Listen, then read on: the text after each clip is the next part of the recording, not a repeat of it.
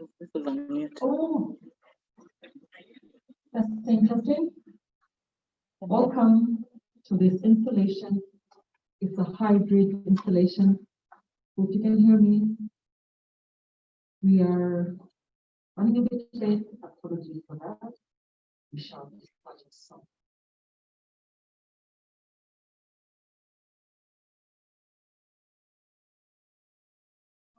As you log on, just go into the chat and tell us which club you're representing so that we can acknowledge you as you log on.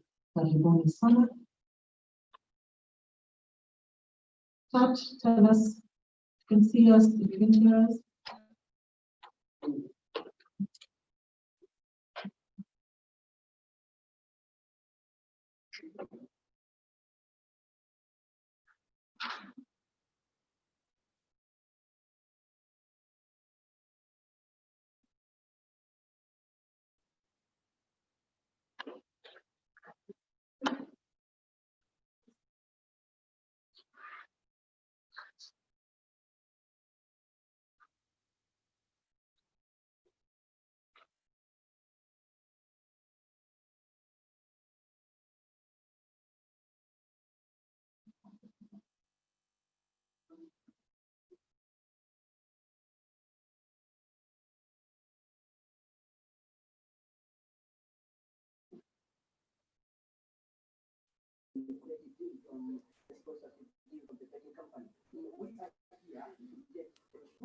And apparently I have with me Joachim, who is the acting captain. He will speak at all the players have been playing. We start with the issue of salary. After this project, have you been paid your salary? Yeah, like you can say. The last day after the signing was done, which was most likely from Technical problems. Which they have areas, but in the coming weeks they sort out the remaining balances. That's what we are told today. Yes. Can't see. Just try. Today, listening about the deals of the sponsorship. And they will be dealing with the issues of salaries are not dealt with. How is the situation now after this? Well, you know, first of all, I like to say that I understand the players very much so, and because we all have families that we have to take care of, and to get the dealership with the sponsor, let's say, it's a big thing. Now he will help the club very much so. I have to talk to the players against them. That's the one, you know, that I have to say. But at the end of the day, as I played myself, you've got to make the decision what's right for yourself. And you have to look at the old infrastructure and how it is. So like I said, hopefully these sponsorship will, you know, make them change their minds a little bit. And we'll have a lot of meetings with the chairman. And I'm convinced that they will fail.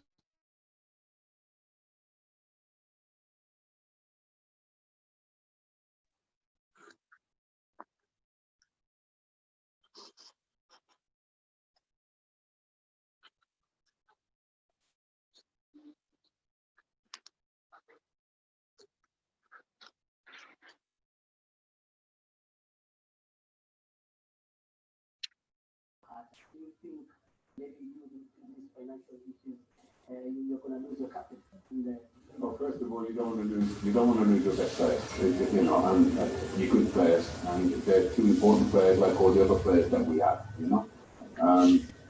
But it's a good thing to Roma that every year there's somebody always wants their players. But as a club, you want to try and keep the best players that you have because you want to go well in as far as you can in the cup championship. You had hinted that at the end of this season, at the end of the year, you will be handing over the chairman.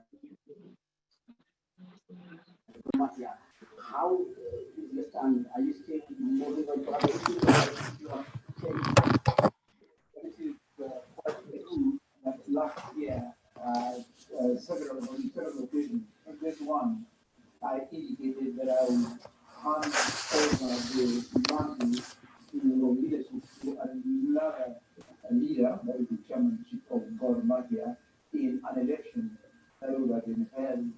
time having this year. What then has transpired is that our boat has been rocked. I have been the captain of the boat, and the boat has been rocked past the departure of the sponsor, and now by the pandemic.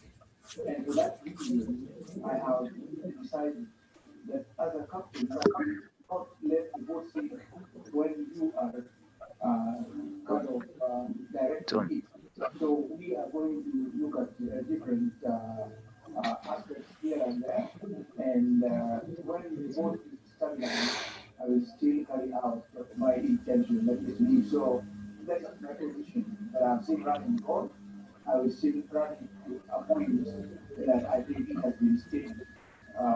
Because if I leave it now, it is treated duty the accused of neglect, but the addiction of duty.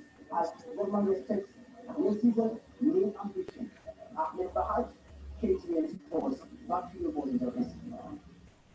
Thank you very much, Ahmed Bahaj. So it seems there in black and white that Amber Soche is not living Gomaya anytime soon. We don't know what that really means, so because he has been he has reported that we have had him say that he will leave us, Maya was expected to leave us before the end of last year.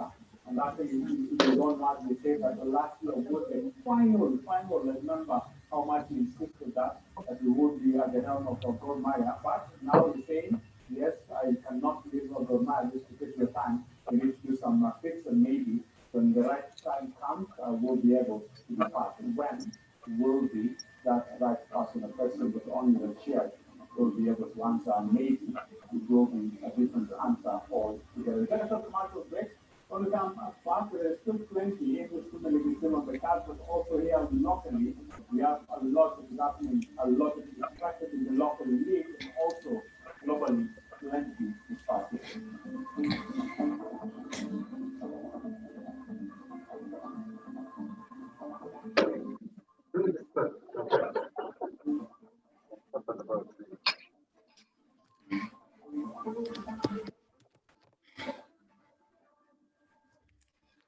Ladies and gentlemen, welcome.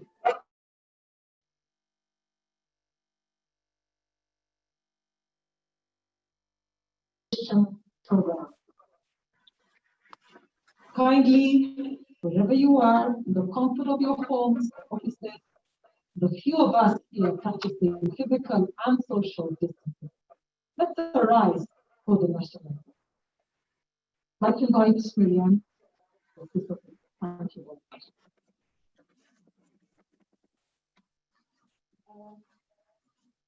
Listen together or join me as we sing the national anthem.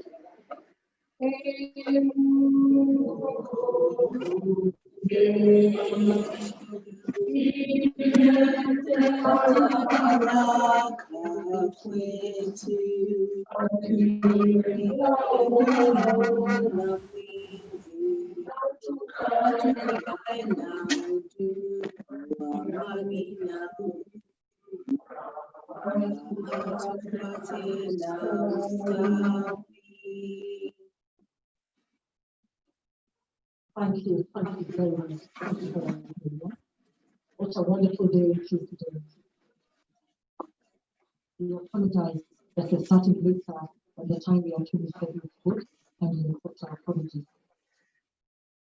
I'd like to call the meeting to order. I'd like to invite you all to join me for the royal toast. Please arise for the royal toast.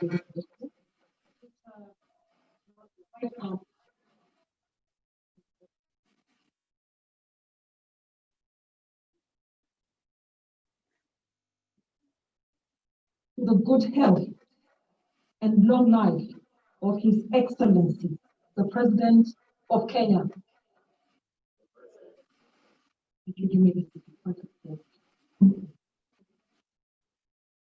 Oh,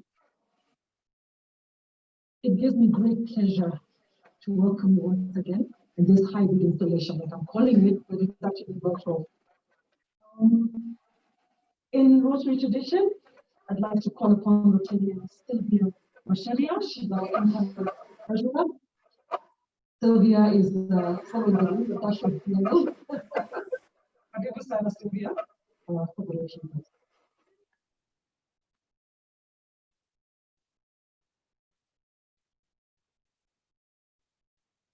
Okay, the Rotary prays. O Lord and giver of all good, we thank thee for our daily food. May Rotary friends and Rotary ways help us serve now and all the days. Thank you very much. Bono, next.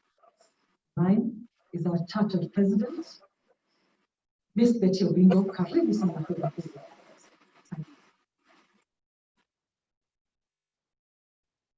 Thank you.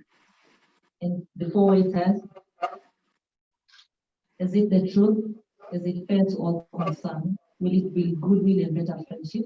Will it be beneficial to all concerned? Thank you. Thank you very much, Chartered President. It gives me great pleasure to introduce our current president, outgoing president, Moses. Moses Boy has been a friend to us, not just a friend. Today he's also following the rules. Dash of yellow, but dash of blue. This allowed us to fund our care narrative itself. Care narrative. You just pick up, hey, Mom, tell us something about Rotary. Okay, well, okay, Valetta. Hey, you on your phone. Can you tell us something? And that really allowed us to start. Which is my pleasure to welcome.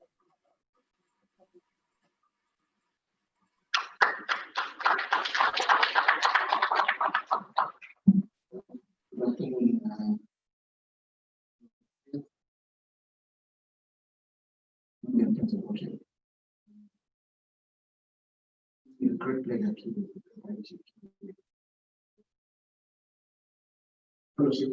fellowship with the difference. Done workspace.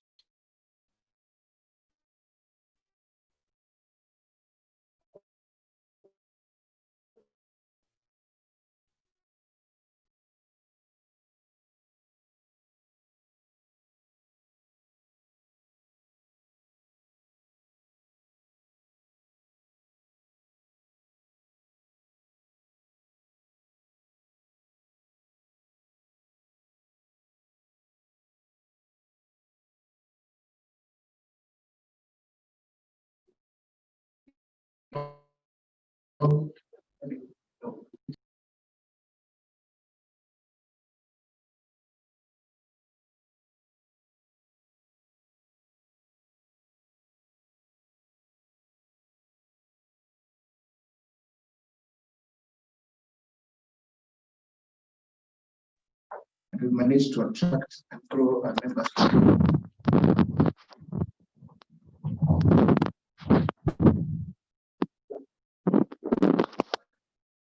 A year who was stood in front of you as I took over from our charter president, Betty Obingo.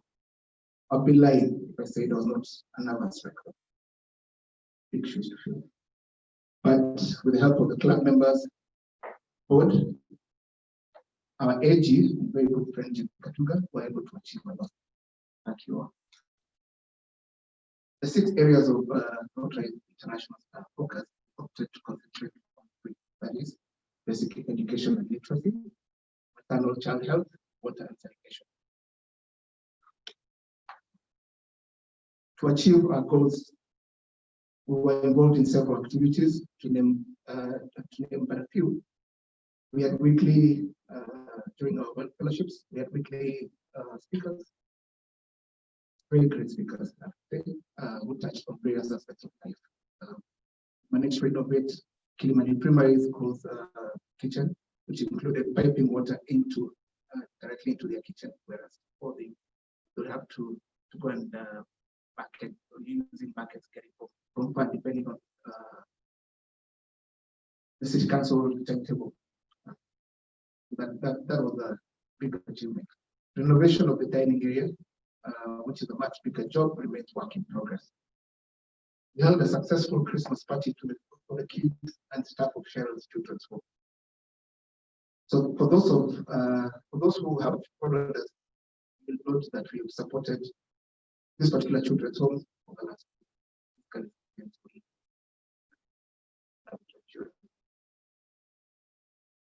as a club, we contributed. We contributed to the district COVID response team, which has been a big since March. COVID has been a big thing globally. So we do take pride in what we've achieved to do. And following that, we worked with Clifford on Watch, manager and founder of Homeless of Nairobi, to feed a number of street families. That went pretty well. So you can still follow up. Recently, we visited New Life Homes, a children's home that rescues abandoned kids. Earlier on in the year, we partnered with Park Heaven, providing sanitary towels as we worked on ensuring our girls do not be left out of school.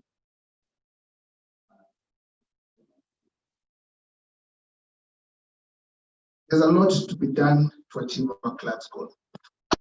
That is to become a one-class profit club as we work hard and tirelessly to assist the needs in the community. This will only be achieved by working together, sacrificing our time. Something we've done well thus far, but can keep on. COVID-19 has greatly interrupted our lives. What with no physical fellowship meetings, that basically has been hard to take, as it meant we missed our weekly fellowship meetings and especially scholarship. An integral part of building a bigger and better club. That was really sad. They say what does not break you makes you stronger. As a club, we're able to quickly pick up and move on. We continue to flawlessly hold our weekly meetings and project events, as been evident. As the outgoing president and handing over to our energetic president-elect, Chris Miheso, I'm proud of what we've achieved. However, we should take on the next step, getting bold and venturing into the Rotary world of global grants, thus embarking on to bigger projects. Let me take this opportunity to thank Lavington Journey's members and friends who continue to walk the journey with us. I'll end with this. It doesn't take much to help someone cross the road. It illustrates how the power of small acts of kindness or normal people can change a destiny. Because all it takes a word, the equivalent of a bottle of whiskey, or a plate of mashed chicken, your time or mentorship. Thank you very much.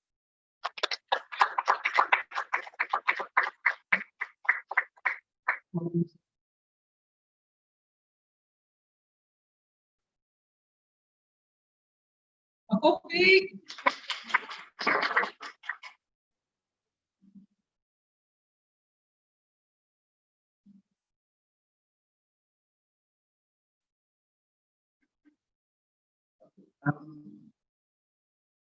I started to introduce you for those who died in the cafeteria.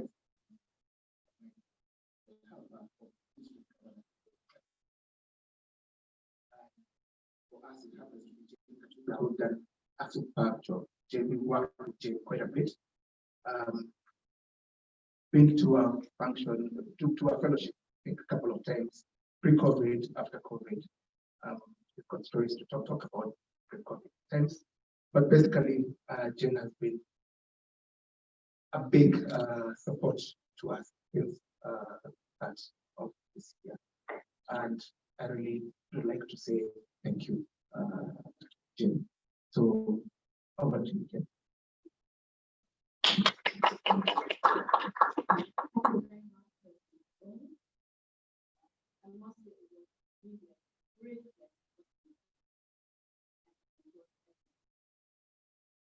I know I'm going to be working in another job. Income is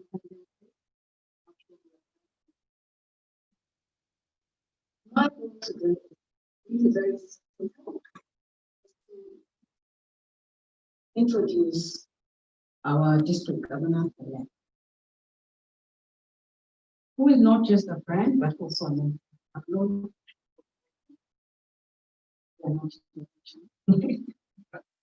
Okay, so Patrick Obas is a member of the RC Muthiga, that's what Muthiga. He joined, let me say, he formally joined Rotary in 1993. And I'll tell you why I say formally, because Patrick was a Rotarian even before that, he just started. He formally joined Rotary in 1992 in Tulu, Malaysia, then joined RC Mubasa North Coast in 1996, and later joined RC Muthiga in 2000. He served as president of Rotary Club of Mombasa North Coast for the year 1999-2000. Other areas of his Rotary service include district and country rider chair, country annual giving chair, country membership extension chair, and West Rock Ambassador District 9212. Patrick graduated with an honors degree in mechanical engineering from the University of Nottingham. He has served in leadership roles in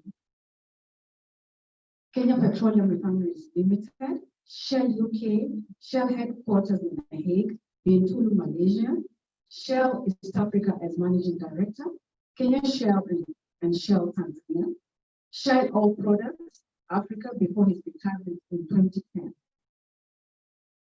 Patrick is currently running a private practice consultancy in engineering, in energy and extractives, with special emphasis on leadership, governance, and sustainability. He chairs several boards in the private sector and has served as chairman of KEPSA, FKE, and is currently chair of Standard Chartered Bank Kenya and Java House Africa, among other organizations. He's a sought-after speaker on governance, leadership, and sustainability issues in Africa, and a faculty with Duke University Corporate Education. He was awarded Order of the Grand Warrior in 2008, the National Peace Prize, and Order of the Moran of the Banosphere by the President of Kenya.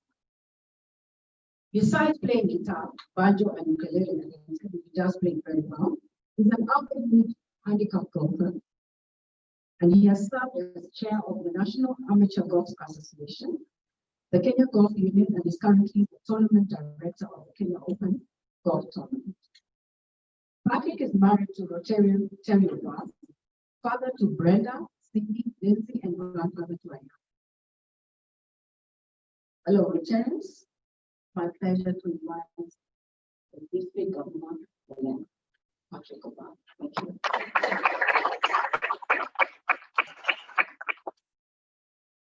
This is not a sport.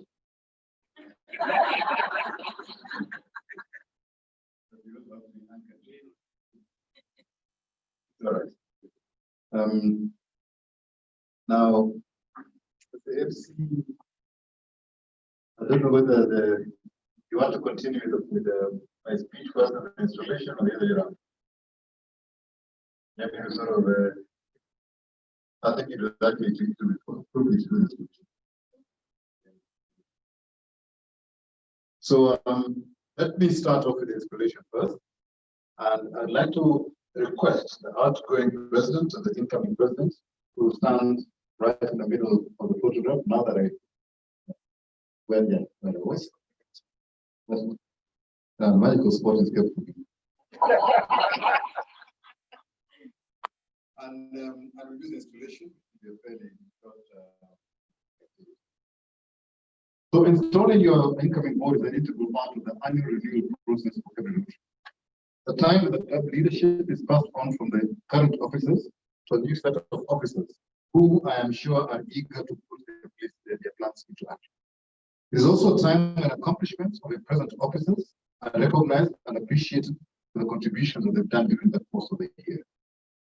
This celebration is the beginning of a new year of fun and fellowship for everyone. So let's continue with the ceremony. But to be sure that the ceremony will actually work, I'd like to ask the outgoing president, Moses Kiboy, are you ready and willing to pass on the chain of office?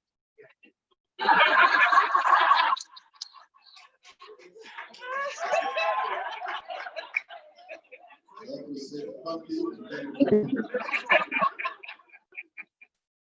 the incoming president, Dr. Grace Miheso, are you ready and willing to accept the chair of office? Yes, I am. This is the most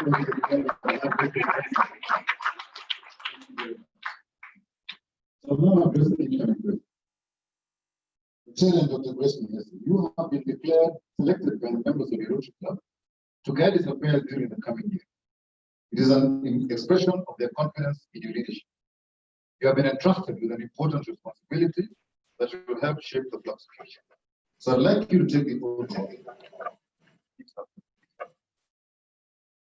I, Grace Miheso, I, Grace Miheso, do solemnly swear do solemnly swear that I will faithfully execute that I will faithfully execute the office of the President the office of the President of the Rotary Club of Lavington, Gioni, of the Rotary Club of Lavington, Gioni, and that I will, and that I will, to the best of my ability, to the best of my ability, give support and assistance give support and assistance to the Assistant Governor, to the Assistant Governor, the Cluster Leader, the Cluster Leader, the District Governor, the District Governor, and to Rotary International.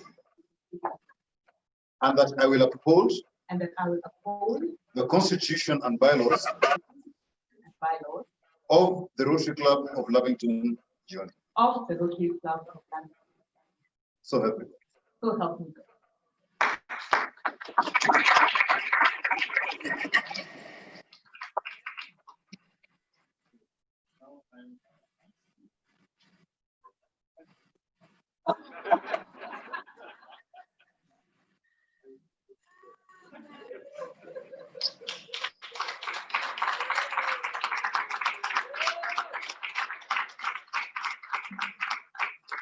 Congratulations, Dr. Grace. I would now like to invite you to announce who your board is.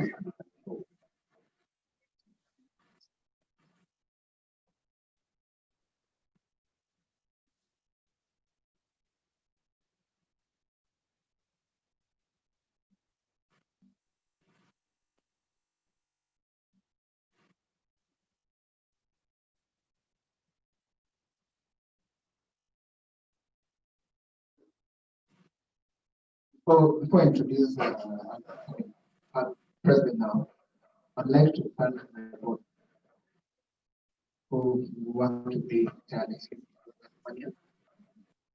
Just that's all talking appreciation, just to say thanks. We are not all fully represented, so the whole board is here. So we'll start with the incoming president.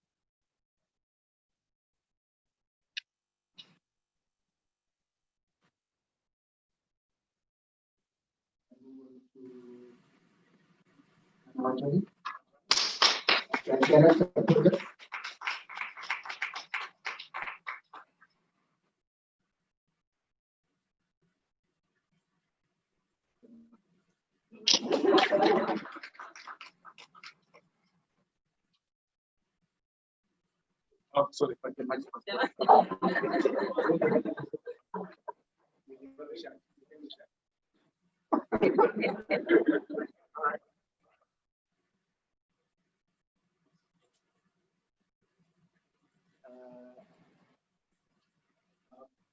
President nominee to be president-elect.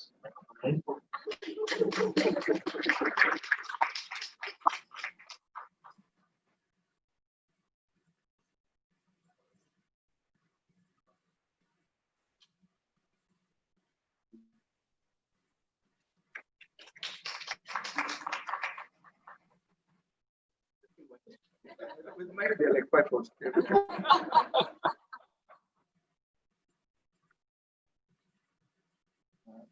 Which past events happens to be our chapter prefect.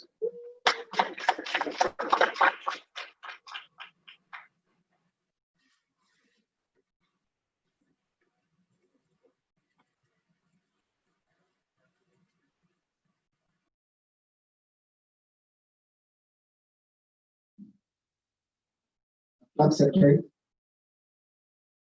Ms. Nyambura.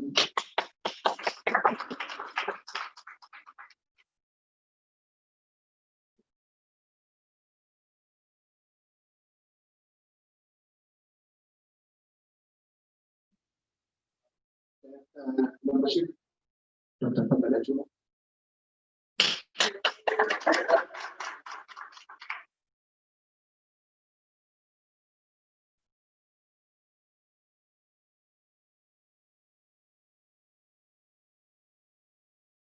Chair, Marian Kilogi.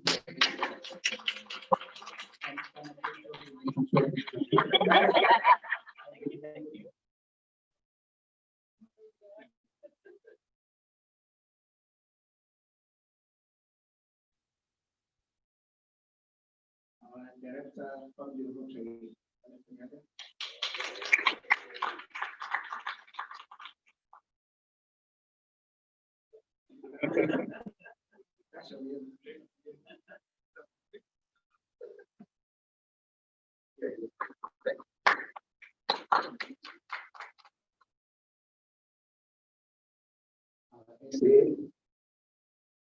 Not part of the vote. We busy schedule. Every once in a while.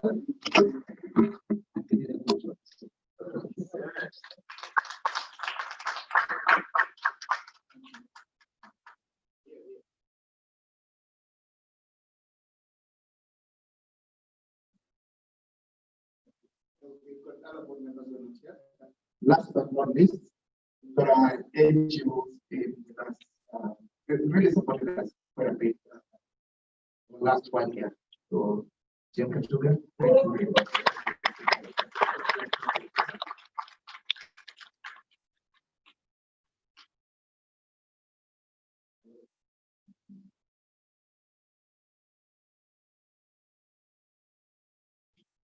Thank you very much, guys. Thank you very much. Really appreciate the support you gave me.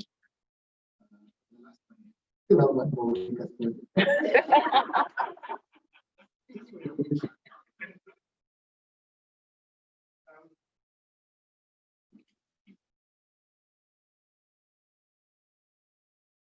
So, I'll introduce our incoming president.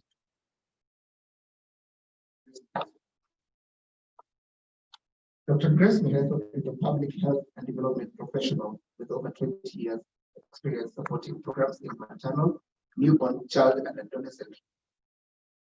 Actually, Lavito John is full of health right now. We need other professionals. A dentist and public health professional mentioned, I think that is correct. So, Grace has worked for a number of international organizations, including USAID, UNICEF, Program for Appropriate Technology in Health and Care, where she has held various technical and leadership roles that have contributed to improving the lives of the most vulnerable in the population. In her work, Grace worked in the region supporting regional intergovernmental organizations, advance health policies, and innovative programs to make the greatest impact. Chris is currently an independent health and development advisor involved in design, implementation, and evaluation of programs within the region. Dr. Grace was recently a board member of the Kenya Medical Women's Association, where she held the position of secretary. She has a first degree in dentistry from the University of Nairobi, a Master of Public Health degree from the Hebrew University in Jerusalem, and a postgraduate diploma from the University of Nairobi. Grace is a mother to a teenage son. She is a twin sister daughter, and an auntie to me. Grace is usually to be found outdoors, doing what she loves best, and this includes running half marathons. She's still dreaming of breaking two one day, climbing a mountain or two, or breaking a leg, dancing to old school music, singing in various choirs. She can cook up a storm. She recently challenged herself completely 50 kilometers in the recent polio biathlon, and paced even though the last time she rode a bicycle was in Nairobi. Congratulations. Grace is a positive and optimistic person and know with a sense of humor.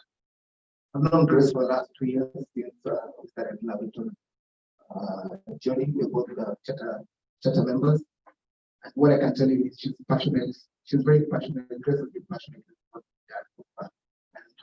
And every once in a while, she's on this journey with us. So it's no one that she's actually taken up the challenge to become the incoming president. 2021, and I really look forward to working with her. Grace is also very social, as we noticed during the prayer scholarship sessions that we had pre-COVID. And with that, I give you Dr. Grace.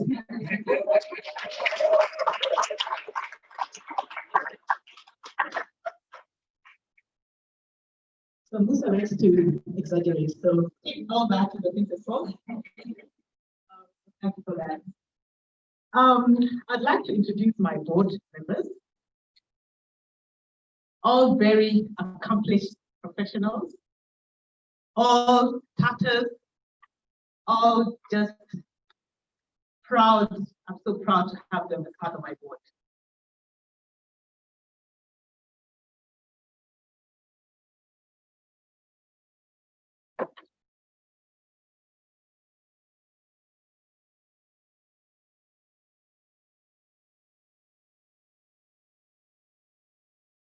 Okay, yeah, good. Okay, so my president-elect is Michael Monari, whose classification is financial services. The club secretary is Eunice Kinyanjui, classification legal. Club treasurer, Sylvia Masharia Mwai, classification banking. Project director, Nganga Wanjohi, classification last mile logistics, and he's actually a repeat. He did such a good job last year, so I told him you're going nowhere. Club administration, Monica Buya, classification banking. Membership director, Nyawera Kinywa, classification legal. New generation, and this is a new director position in the club. Lynette Wanjiru, classification software engineer. Public relations director, Waidera Kabiru, classification marketing. And you can see she is highly skilled. She's the one who's actually managing all the broadcasting. Rotary Foundation director and president nominee, Mary Sagidu Sabwa, classification, banking and finance.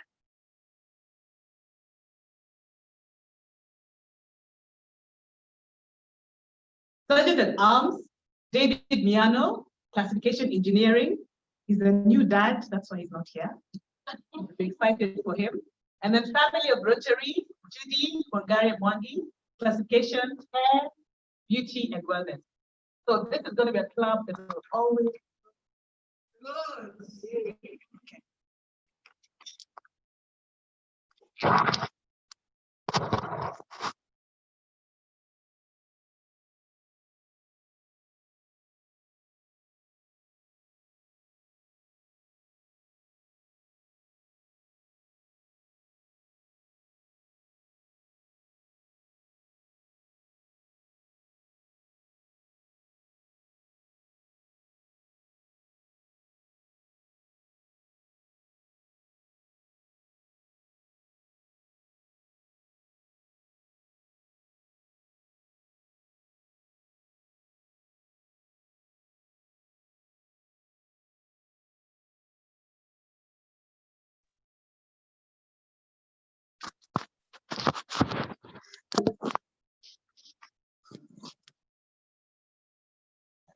Okay, you can proceed. My immediate past president and now club advisor, Moses Kiboi, classification, banking, and then our charter president and club trainer, Betty Obingo. So welcome to my board.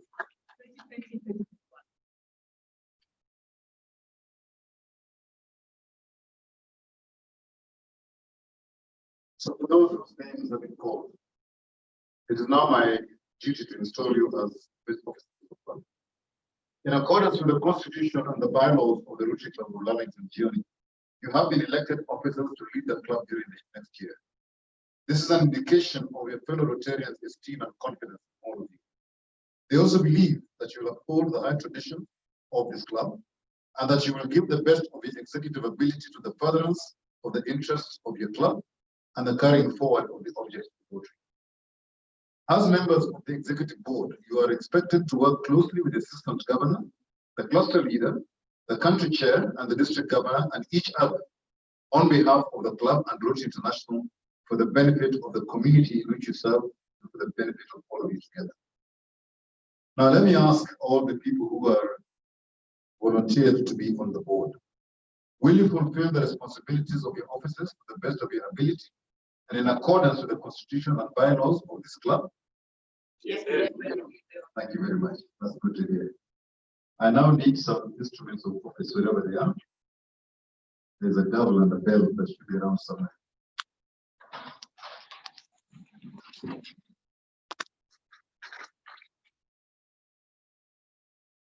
Right. I now hand over to you the symbols of authority that allows you now to take charge of the club. You may test to make sure it works.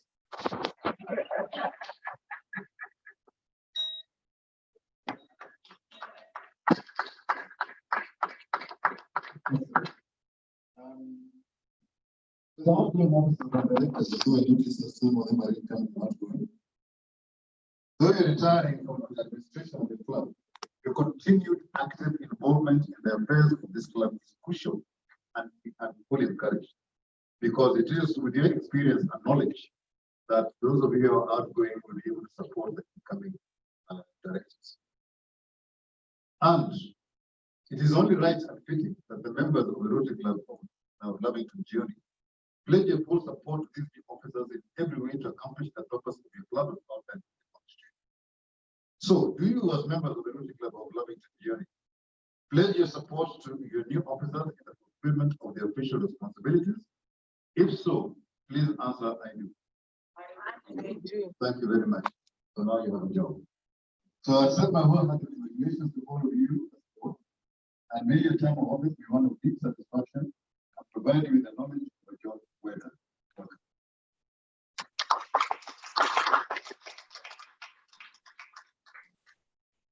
Right, I'm conscious that you have a guest speaker. That is correct, and she's actually 3 o'clock. So let me hand you back, please. Thank you very much.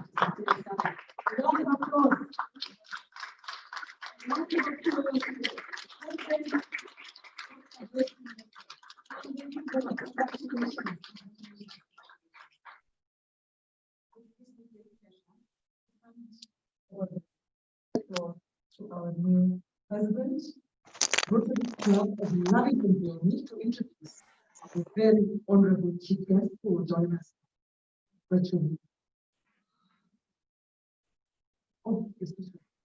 Right. It's room time. So, President Dr. Miheso.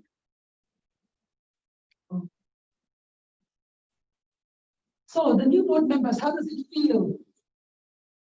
How does it feel? President nominee.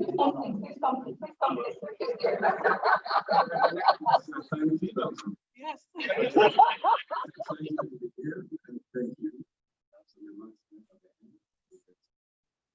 Thank you.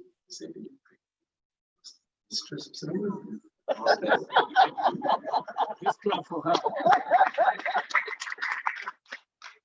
And we should start our president, Betty Obingo. We now give you 2 minutes, 1.5. Thank you very much. Gives me great pleasure. As I see this club growing every other day, my IPP, no, I know my new president has just walked out, but I'm actually very excited that we have new people and we're becoming younger and greater as a club. Thank you. Thank you. Spoken from the heart, Asante Sana. I'm going that direction. Prepare your speech. Nana Mr. Wajohi.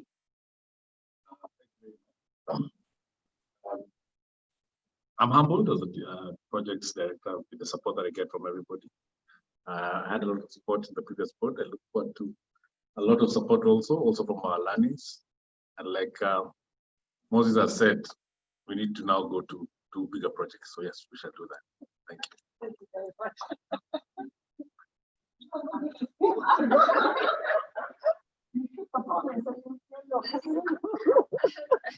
Thank you so much, fellow Rotarians and all our guests for watching us from wherever you are. I'm so excited. It's a great day for us, and especially for Grace Miheso, Dr. who has become the president now. I take this opportunity just to thank everybody and the outgoing board for the great job done. And my promise is to do my best in as a director of the family of Rotary. Thank you. So, thank you very much.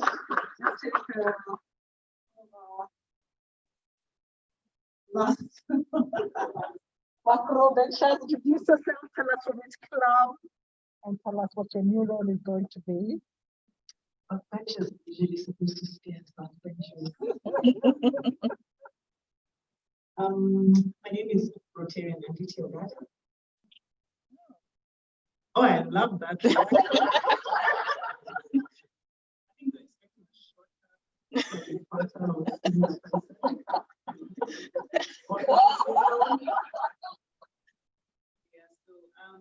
new club AG, I'm very happy to be here.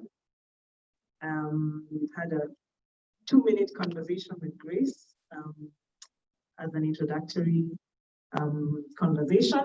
I am very happy to be part of this club as your AG. I look forward to learning from you, as I also impart the little knowledge that I have on Rotary. Thank you. Oh, awesome. Thank you.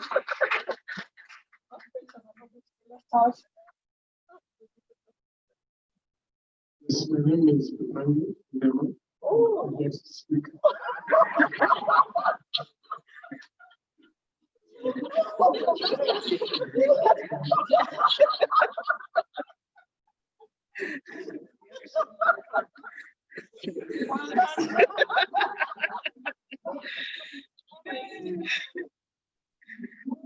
Thank you so much for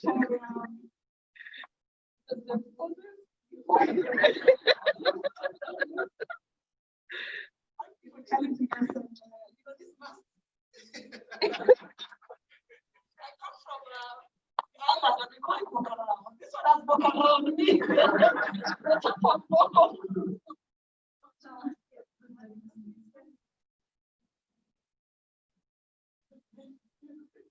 Oh, okay.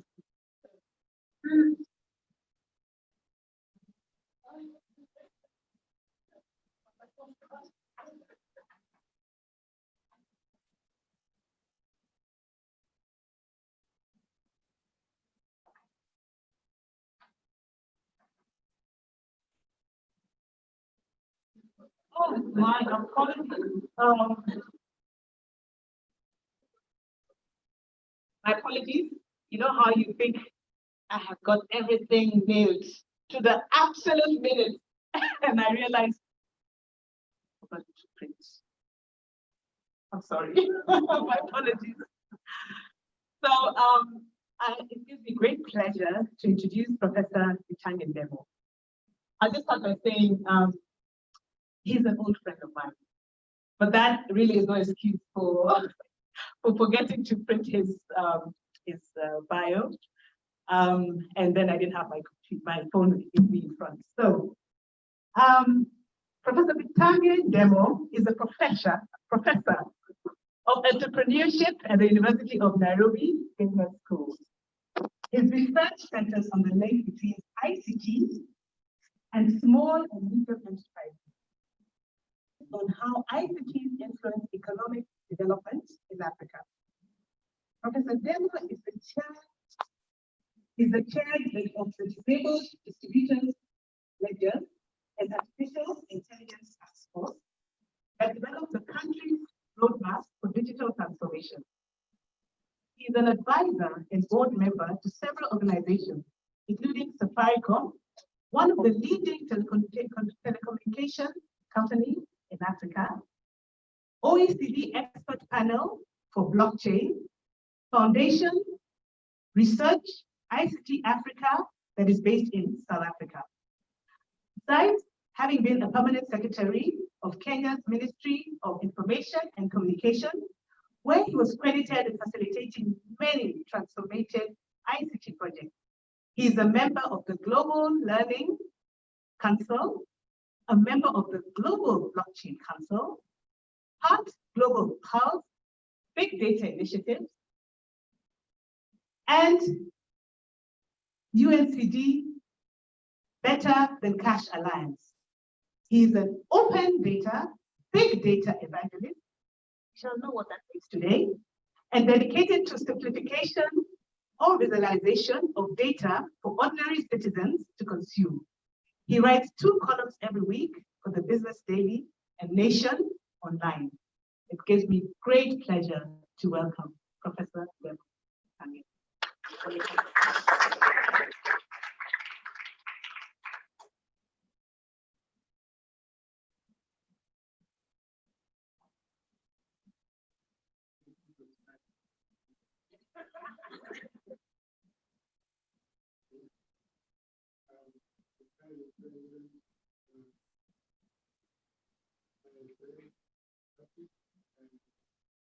Having President of the Rotary, distinguished ladies and gentlemen.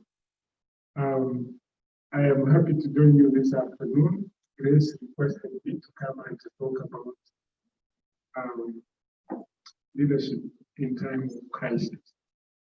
And she chose the topic, I think, because, you know, we are in a crisis at the moment. But we haven't quite taken it to be a crisis.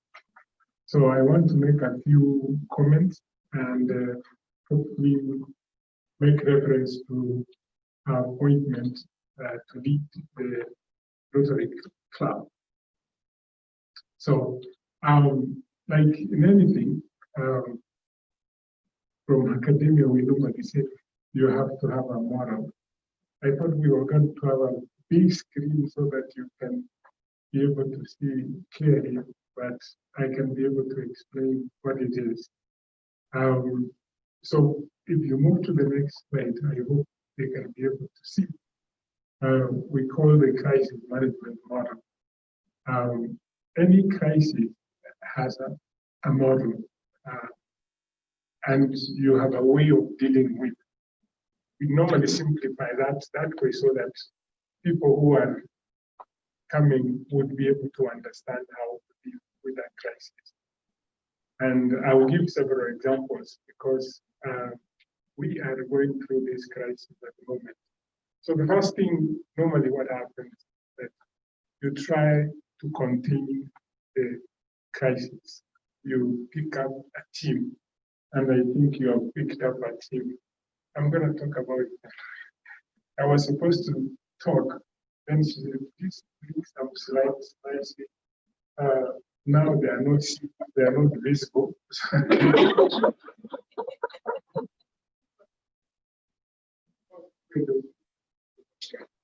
Yeah, so any crisis you can imagine, you quickly get a team together, and what you need to do is to find ways of getting against the crisis very quickly.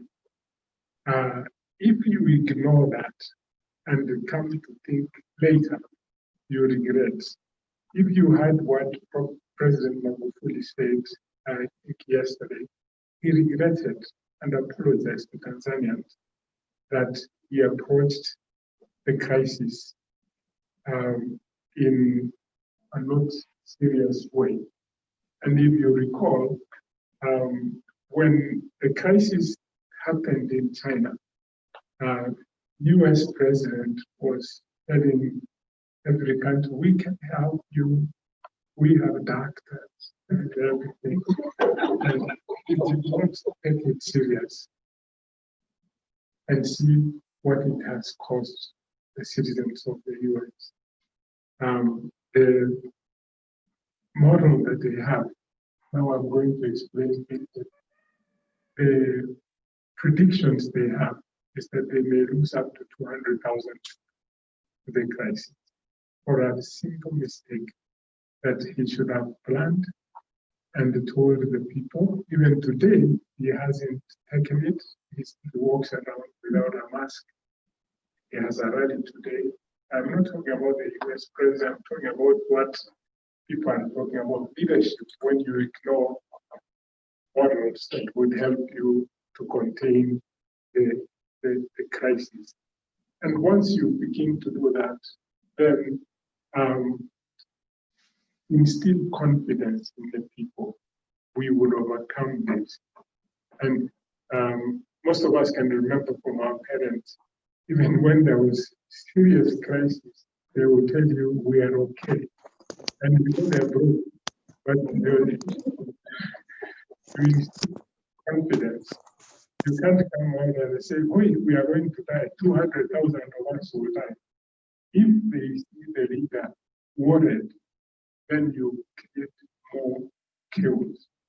Now, Tanzania's president has come to apologize. It has shaken everybody. So all this time, he's been cheating us. He went to church and said, who is more stronger than God? Yeah? God only gives us the power and guides us and leaves us to do the rest of the things. And if you can't do them, then you can't get the outcome that you are intending to get. So in this model, then the outcomes that we're looking at, of course, is that you have a contained environment. The reason why I started that we are in a crisis and we must begin to think that we are in a crisis because we look, big data is when you look at several numbers, put them together and try to project.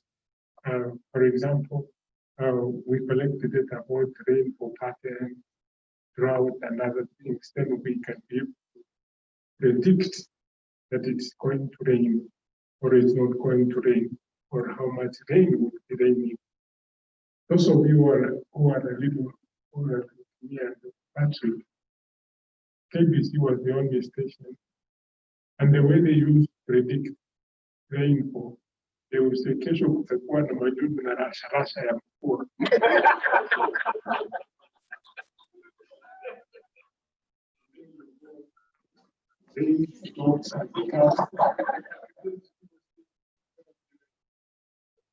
Like that.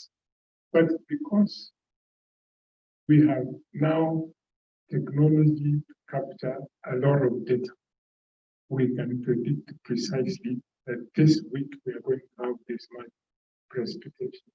And that's how you see when there's a hurricane in the US, for example, where there are many of them, they say it's going to pass through here and here in between, and everybody should move from there. And the people obey because data has helped them to predict. It came to Mozambique. They were told this high island here is right on the spot where it's going to go through. The people said, are you God? Do you know how would you know? Do you know we lost 2,000 when it came? We couldn't, we did not respect that science. And it's not that we are, God has given us head to look ahead and predict. And that's the prediction, but we didn't understand it that way. And so many things that we are going to do, actually, if you look there, is get data, collect so much data, and make every decision based on data. And I know Rotary clubs, as we move forward, if this crisis is not contained in the next 1 year, we would be in serious crisis. You would see brothers losing jobs, sisters losing jobs, your neighbors losing jobs. Already people are losing jobs. They have nothing to eat. Then you find those low income, they are not earning anything. And nobody would want to see their children die. So they will come to you. The same, I think some of you may have seen CNN, where someone went and stole from the neighbor and left a note that, please forgive me, it is COVID that brought me into your house, but I got food. Yeah. So you are actually going to see that we will try to make some interventions because we don't have a proper social protection mechanism. We don't have social protection. You saw when it happened in the US, they said $2 trillion to pay people salaries every month so that they pay them. We don't have that. Here, when you lose a job, you are yourself actually, because even your relatives may not be able to help you. But there are some very basic things we could do.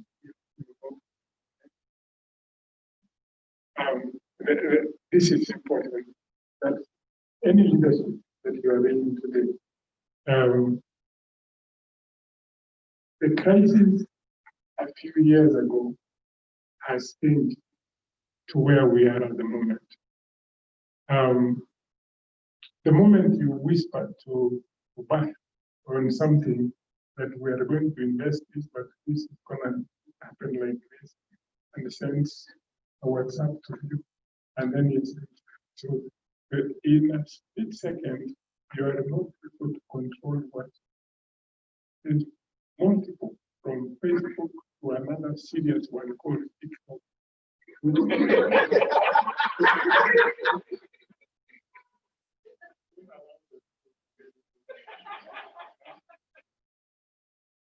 Something gets on to Twitter, it's just because 10 million people. So that destroys the trust. The moment you lose the trust of these people, forget it. I mean, forget it. And everybody's trying to create trust, and that's how you can be a good leader. But because of social media, it has become completely impossible for leaders. You can't lie the way we told it. Yeah. I was misquoted. And there you are serious. Misquoted. We used to be told that the computers messed up with the exams. And we trusted that. But today, they would give the details when you are speaking, so and so. So it's very difficult to lead now in this time because of this, which means anything you open your mouth to say, you can say it anywhere. I mean, if you send something to so and so and it goes out, if you were not intending, or if you would not have said it in public, don't say it, because it can be misconstrued or changed or twisted. I said things TikTok could organize, and because she whispered to me, they created nicely. And before I get home, my wife is asking me, what were you whispering?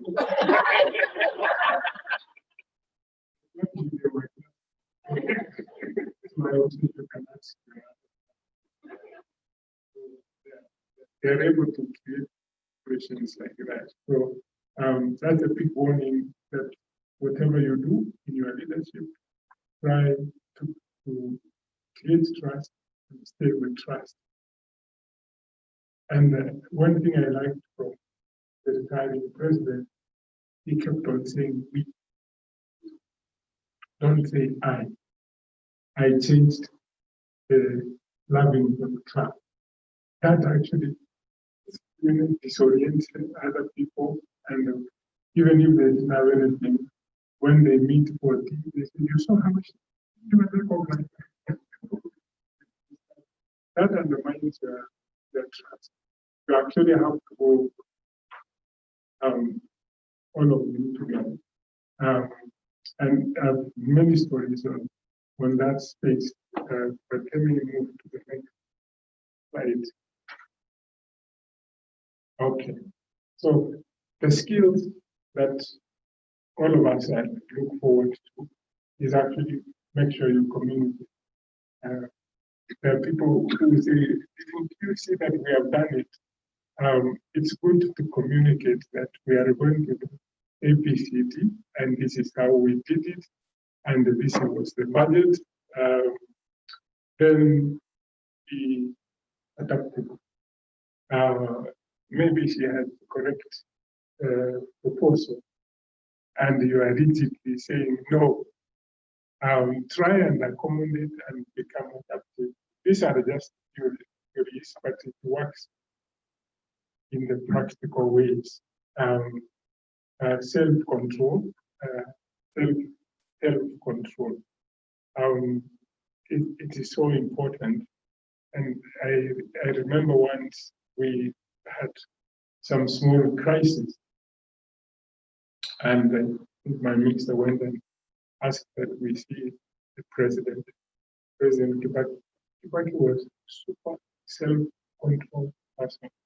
Even if you came and said people are dying, you will say, "Get it."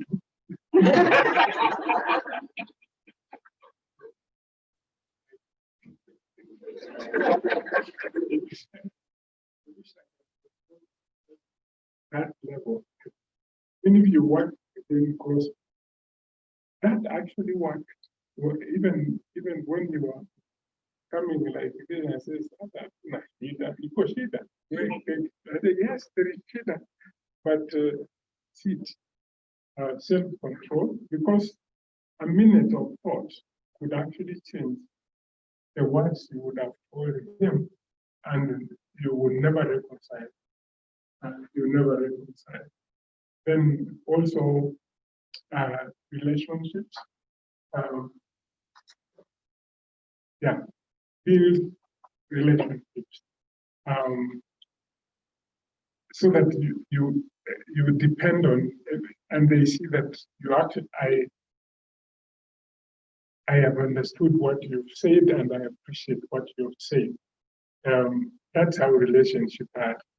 Relationships in leadership. That you make sure that even the other people understand that you appreciate them, and of course be very creative. Be very creative. I will give one example. In this, when we were building the undersea cable, anti-corruption did not understand what the undersea cable was. So they kept on saying, "Peter Sayo, tumetumia serikali hiyo kitu iko wapi?"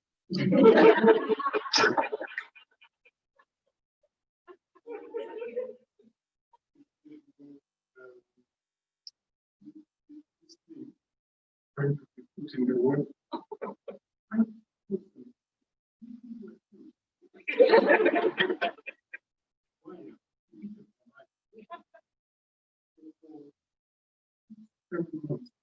Every Friday they were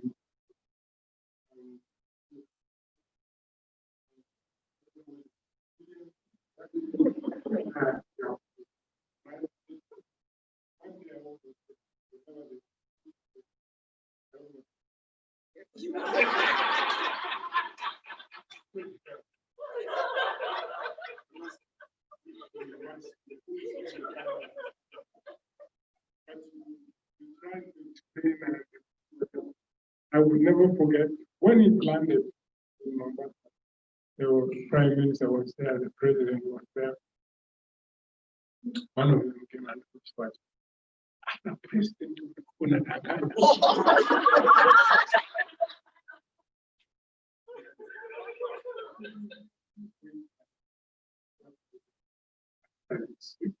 So after the we had beginning to see the price coming down, I said, now that is what from there. So some people may never understand it. Yes. When I've been a teacher for a very long time, a student asks and asks, and some people say, this is why I never wanted to be a teacher. Because people understand it, and how to do it. So you have to be patient, and of course, the middle thing is you have to have a lot of data. A lot of data. Like as you are working now, you should be gathering data. Each project, what everything, who attend, when they attend, when people like to attend. So that when you propose a meeting, you know 60% would attend. If you start saying we meet on Sunday morning, others are going to charge, then it doesn't work very well.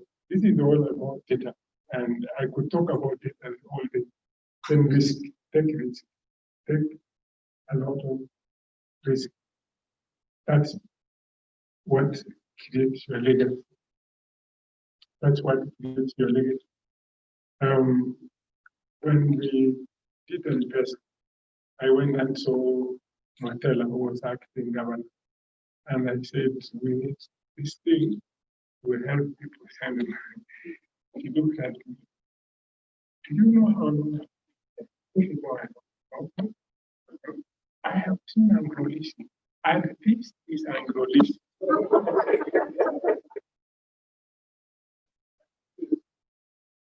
Let's pass it. I will take the responsibility.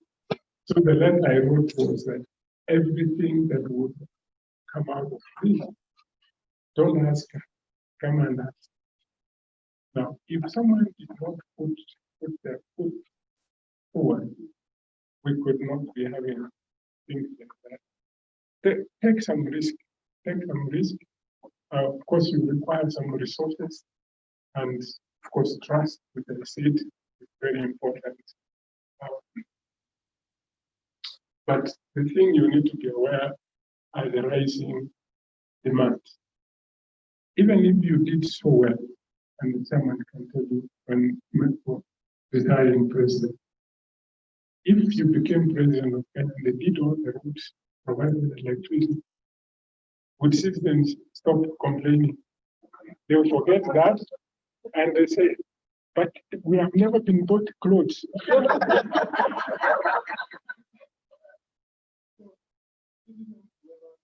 For the people you lead, never ever get satisfied.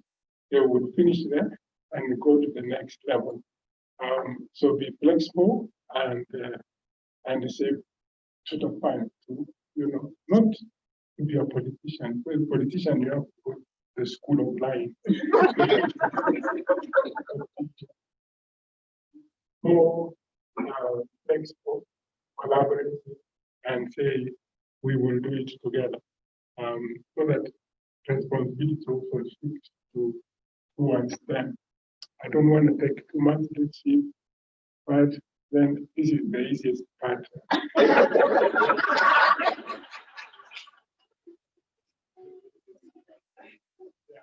But I think it's important. The Rotary Club switches from men to women and other things.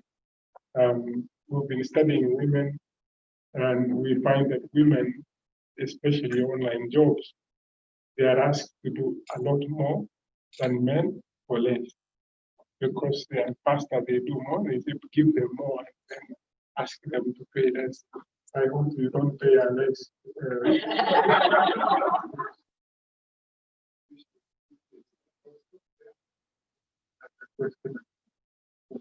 Thank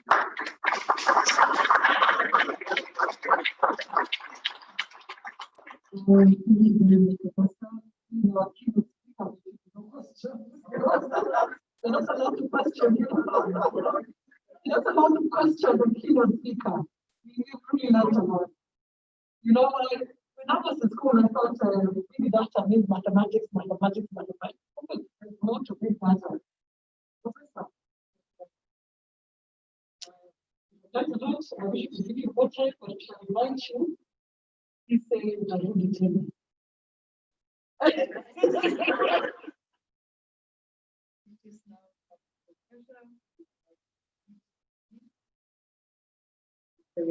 think about long trip. We have been waiting to raise our occasion. We followed their ability. It made us strong.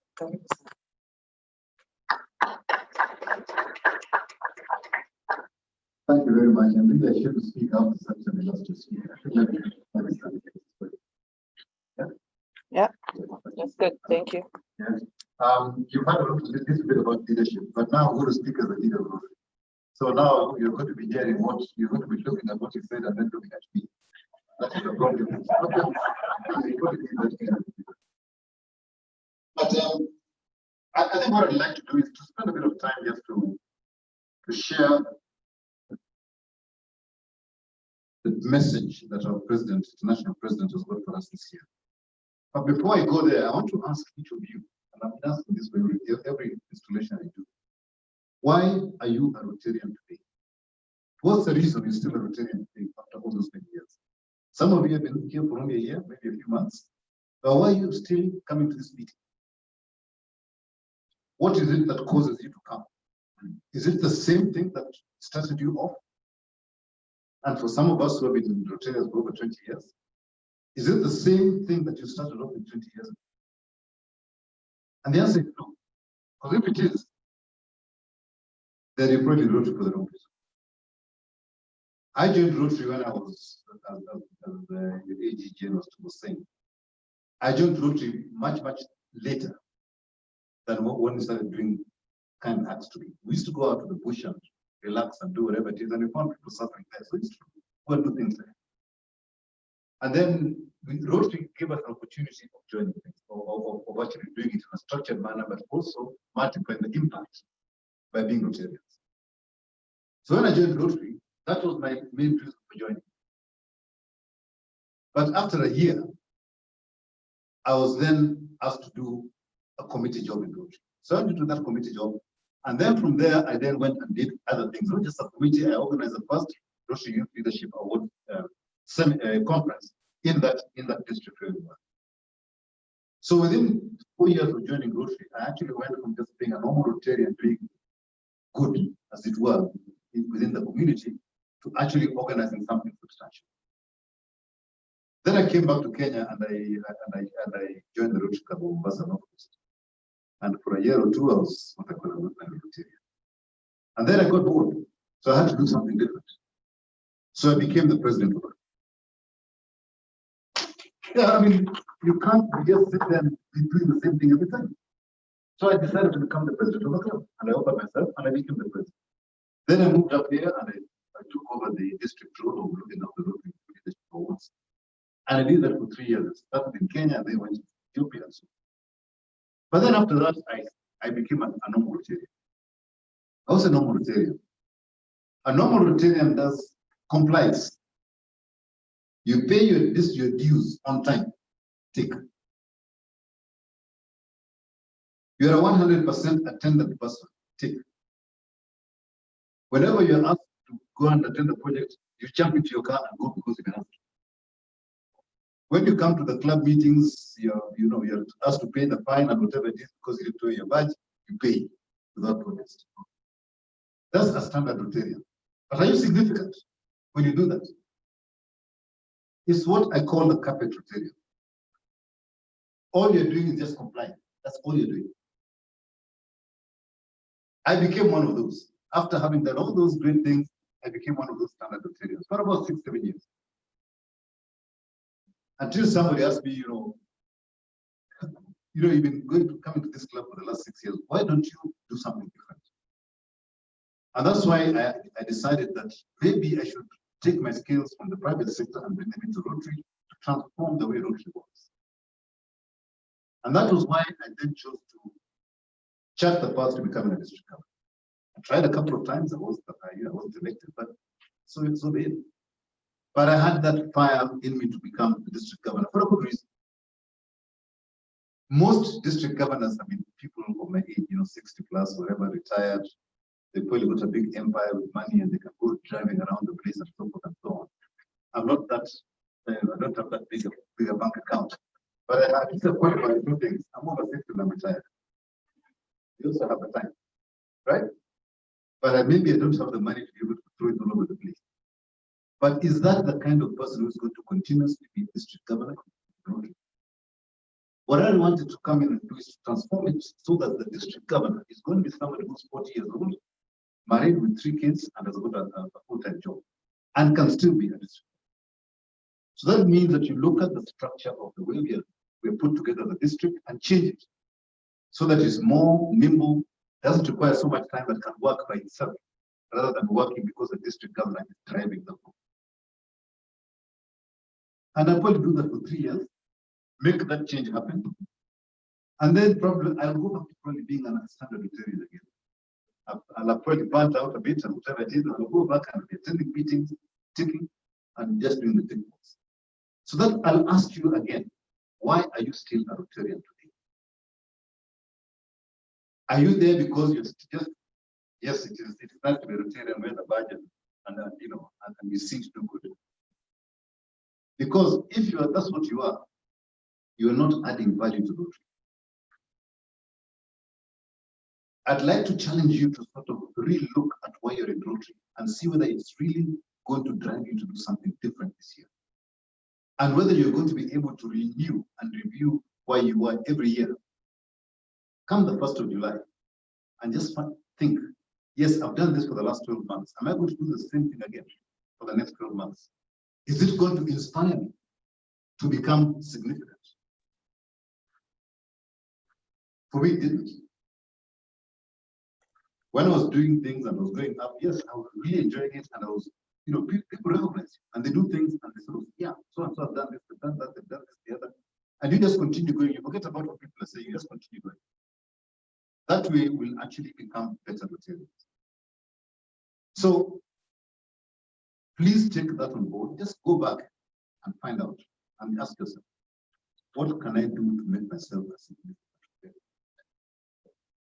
If each of you can take one of those, can do something that is significant, can you imagine the power of that combined as to what energy to bring to the club next year? How much more fun will it be when everybody is buzzing in the club? You don't have 2 people buzzing at the front and 10 people at the back.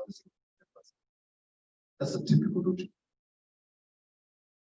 What we'd like to do is to transform Rotary into something that means something for you personally and for the group that you're in.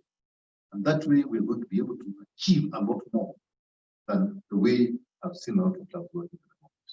So now let's talk a little bit about the next year and what Rotary Global is trying to do and also what we are trying to do in this.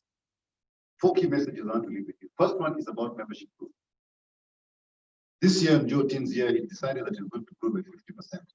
And then COVID hit. He's managed with about 60 of his target, right? So it is possible to grow by 50% in 1 year. So I'm keeping the same targets for ourselves next year. Let us grow our membership by 50%. There is a bigger reason why we're trying to do it. It's not just because you want to grow numbers, but you want to have relevance in Rotary globally by having numbers in Africa. And if you don't have enough numbers in Africa, you will never get to the board of Rotary. You will be put together with India and other places, and Africa will never really get. So we need to grow rapidly. And as a continent, we've got the numbers. It's only that we don't have the numbers in Rotary. And that's the job we've got to do. So grow your own club by increasing the number of members, or grow by chartering other clubs. I know you chartered last year because I missed out on the charter that happened. 2 years ago, sorry. Yeah, 2 years ago. But you need to start thinking about whether you can charter another club or just grow yourself. And there are 6 models that Rotary has put together of clubs. But unfortunately, people look at each model separately. I believe that those models separately may not work. You may actually need to combine a couple of the models together. Like with this COVID, what I call the COVID dividend, is the fact that people are now Zooming everywhere. But when COVID finishes, guys will probably want to go back to the normal meetings. But the same pressures you're having now will still be there. Right? I know people working in industrial area and the meetings are somewhere in Westlands, and you can't come to that meeting on time. One day something happens or people are away, maybe some dignitaries coming into the country and you can't make it to the meeting. Why can't you have a blended meeting? But a blended meeting with rules. To say that you must attend 2 physical meetings a month at least. And only when you can't attend, then you come in, you Zoom in, and then you put the infrastructure for that to happen. Right? And that way you make it possible for people to attend, and they'll enjoy doing that way, because it means you care when you do that. So membership, let us grow membership by 50%. But the other thing is we tend to bring numbers in, but people also take off. They leave. You haven't been at a Rotary Club for long enough, but like here who's sitting there, and they recognize what I'm going to say. The meeting order for most clubs is actually laminated. There's a piece of laminated paper that tells you how to run a meeting. Most clubs have it laminated because it is passed on from one president to another. But because it's laminated, what does that mean? It's the same thing that you do every year. It's boring. Yeah? I can tell you automatically when you go into a meeting, and then the Rotary meeting anywhere, you say the grace, then you say the loyal toast, then you say the four-way test, you do the objects of Rotary, then you introduce your guest. Then he speaks, so he just vote of thanks, and then you ask any director to whether they have anything to say that day. That is a standard Rotary meeting, and it's totally boring. You need to change the way you conduct your meeting so that people are invigorated when they come. Otherwise, they just come in and they'll just, by the time you start, now let's call the meeting to order, they're on their own stuff doing stuff. Because they know exactly what's going to happen. And they'll probably recite the four-way test while they're looking at something else. So in order to retain members, let us make the engagements that we have exciting, whether it is meetings or going for projects and so forth. Let's make them exciting so that people will want to come rather than because they have to come and become that standard Rotarian I talked about earlier. The second key message is around strategic planning. This year, we've actually pushed strategic planning down the throat of every club in this country. Previously, people were asked to do strategic plans and then they were left on their own. But we decided that strategic planning is important for us to chart the way we're going to grow as a district and the way we're going to impact on the countries where we're operating. So everybody has got a strategic plan now. At least I think 90% of the clubs. There's another 10% that we still haven't reached to do that, make that happen. But a strategic plan does not belong to 1 year. It does not belong to President Grace, because she spent time doing it this year. It's not her, it's the club. And it therefore means it's got to be a living document. You took out your annual plans out of the strategic plan because they're all going to be deliver the strategic plan. But after 6 months, you've got to look at it and say, fine, is President Grace able to, is she delivering on it this year?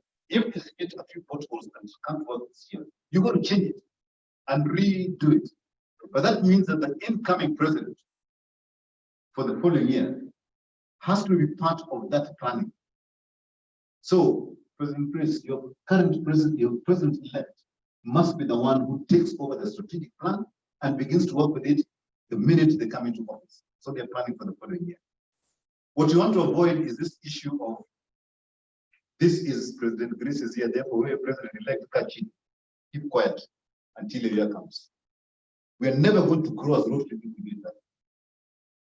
So the presidents this year have been told your president-elects must be part of your day-to-day management, but they also must be allowed to plan and talk about it during the year and begin to do some of the implementation work during that year. Because you can't take a strategic plan and start working on day one and move on with it. You've got to be like a plane, you've got to be on a runway. and get up the speed so that when you're now it's in your year as a president, you're taking off. You are not at that point taxing to take off because you lose the year and the strategic and your plans will never be done. So have at least 2 strategic plan meetings a year to review after 6 months and then to close off at the end of 12 months. And that has to be driven by the president's next. The third strategic message I'd like to give to you is around how to recruit members. Very often, members approach Rotary by people who say, I've got a friend who likes to come, they're interested in Rotary, and they come in. And when they come in, what happens? They attend a few meetings, and you say, fine, so and so is good, they can then join. And then you ask them, what do you do? Or we'll give you a classification. And what are your interests? We'll put into that committee. So all you've done is basically looked at them, what they do, and what their interest is. But is that what the club wants? Is that person going to join and then hit the ground running at something? They're probably going to join that committee and they're going to be put aside because that committee is already ongoing somewhere. And that person will leave the club very quickly. So when you recruit members, make sure you're recruiting somebody because the club has got a need. There is a gap that you need somebody to come in. And when they come in, they've got a job immediately. They hit the ground running and they're doing something positive. But don't only look at the need of the club, look also at the member. What is bringing them in? What do they want to achieve? What is driving them? That fire is in their belly. If you don't meet that, then they will not feel fulfilled when they come to the club. So if the two match, i.e. the club has got a need and the member will be fulfilled, then you have a match that means the member is going to stay for a long time. The final one is around the foundation. And there's a statistic that some of you may not know unless you attended the training this morning on foundation. Rotary has 1,000 grants, 1,100 grants running in the world at the moment. Of those 1,100, how many are in Kenya? In the meeting this morning. 107. That means that 10% almost of all the money that Rotary is giving out is in Kenya or in this district. How much are we giving in?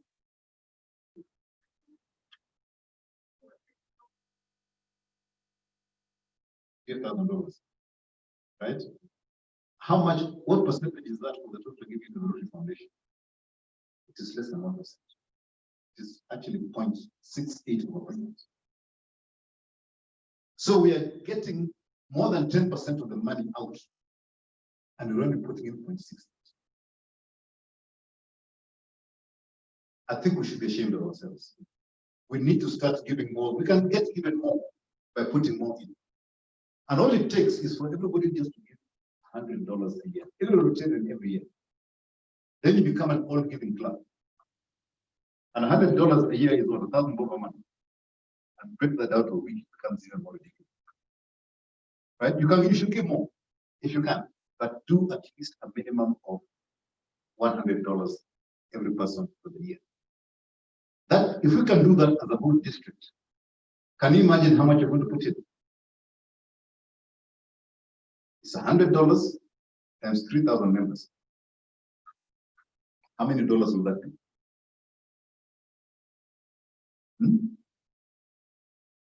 It is $3 million. It's not, that is as simple as it comes to $3 million. And out of that, we can then get a lot more coming back. So let us begin with the foundation, not only because it comes back in grants, but also to finish off the issue around polio. We are nearly there, but once we have no cases of polio, we have another 5 years of monitoring, just to be sure that polio does not occur again. And also we have this, the so-called vaccine-derived polio. I understand that there's new vaccines that are now being brought in that are not going to be able to recycle in the system. But why do we get vaccine-derived polio coming back? It's because of sanitation. So we need to work in that sanitation area to stop the vaccine-derived polio from coming back. So there's work to be done to make sure that polio is done out. So those are the 4 key areas that I'd like us to focus on, over and above what we are looking at. But in closing, I'd just like to share why we have our slogan. A lot of us are involved in projects. We've done polio globally, and that polio has prevented a lot of children. The polio is something like about 600,000 to almost 1 million children every year who are being affected by polio. That is not happening anymore. And what has that meant for those people who are susceptible to polio? It has meant that they now have an opportunity to be better people at good ends of life. A lot of the projects that we do, be it providing water in a school that never had water, means that the children don't have to walk miles to go and collect water to bring to school, to do what they have to do in school, which means they spend more time in education. What does that do? It means that they become better educated and have better opportunities. So it doesn't matter what you do, what small thing you do, each of those things that you do, which touches people in society, means that we are creating an opportunity for those people. But also for us, in doing that work, we are creating something for ourselves. And that is why for this year, we say Rotary opens opportunities. Recognizing that everything that we do opens an opportunity somewhere for something. And for the district, in this coming year, in the year that we just finished, Joe Tin asked us to do what? Asked us to do what? To elevate our game.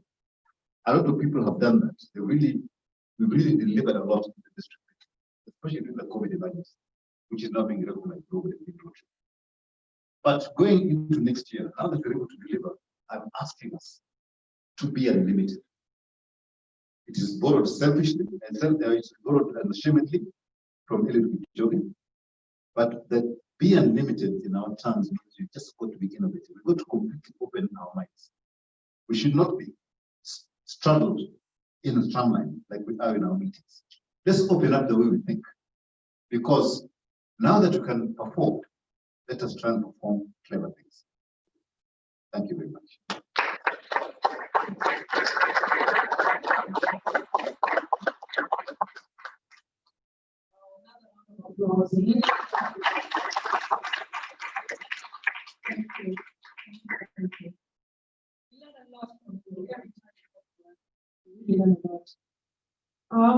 To those listening to us in the comfort of your homes, I want to recognize RC Mombasa Central, Rotary Club of Embu, our mother club.